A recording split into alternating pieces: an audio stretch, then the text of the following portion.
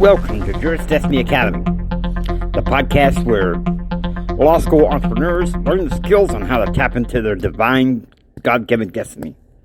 Get ready, because court class is in session. Court class is in session. Today we're going to be talking about the law of navigation, and we're going to head this over to John C. Maxwell one more time, and then I will jump in and take over the next class period. Dr. John C. Maxwell. Law of navigation. And the law of navigation says anyone can steer the ship, but it takes a leader to chart the course. I've often described leadership in kind of two terms. There's what I call the art form of leadership, and then there's a technical form of leadership. The law of navigation is a technical form of leadership. It's very tangible. It's point A to point B to point C. For example, the law of timing or the law of intuition, that's art form of leadership. It's much more subjective. It's much harder to get your hands around it. Jack Welch was exactly right when he said, a good leader remains focused. Controlling your destination is better than being controlled by it. So let's study for a few minutes the law of navigation. I brought with me something that I read the other day that I just love. And I want to pass it on to you. So just kind of sit and relax for a moment. Let me just read you this I think, humorous story. A man in a hot air balloon realized that he was lost. He reduced altitude and spotted a woman below. He descended a bit more and he shouted, "Excuse me, can you help me? I promised a friend that I would meet him an hour ago, but I don't know where I am." The woman below replied, "You're in a hot air balloon.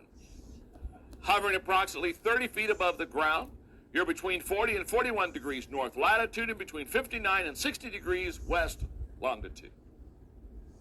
"You must be an engineer," said the balloonist. "I am," replied the woman. "How did you know?"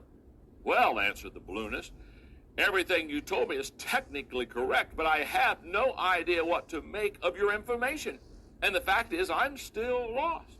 Frankly, you've not been much help at all. If anything, you've delayed my trip." The woman below responded, "You must be in management."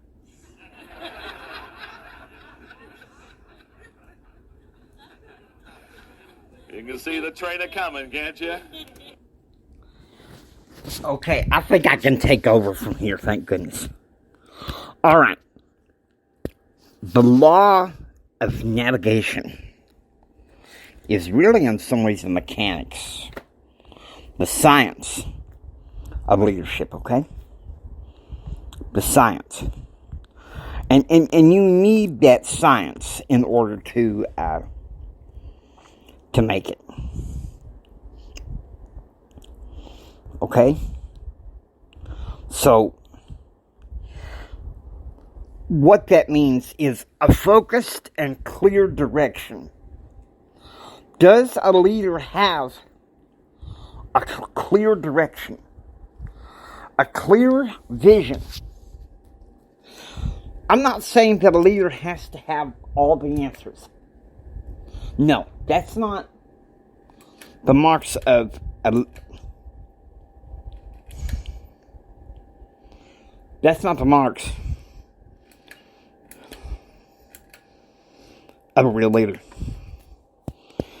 A real leader is one that he or she has a clear vision. They have a clear way to steer. Can they steer the person in the right direction? And have a focused way to do it. This goes along with some things I wrote about in my book, The Winning Personality, a values-based approach to entrepreneurship in this economy.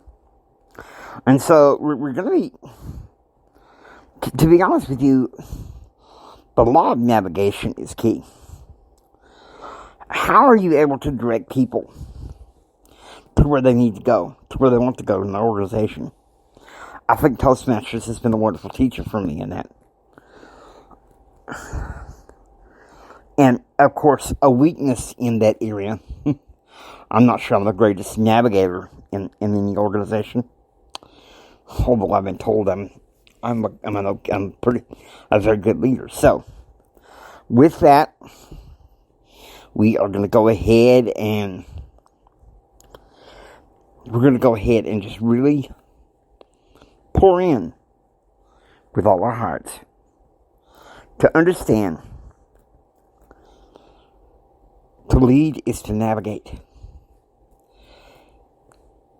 What direction are you sending your people in? Okay, let's say you get out of law school. You decide to form a political consulting firm or a public interest think tank. It's important that you know the mission and the values. And it's also important, especially important, that you know the direction you want your organization to go. Because no clear direction and no clear vision, your organization is going to fail. You're not going to be that effective leader. So I hope that is helpful to you. I hope that strengthens you at this time. At this point, court class adjourned. Soon, in the next episode, we're going to be talking about the law of edification. Get ready.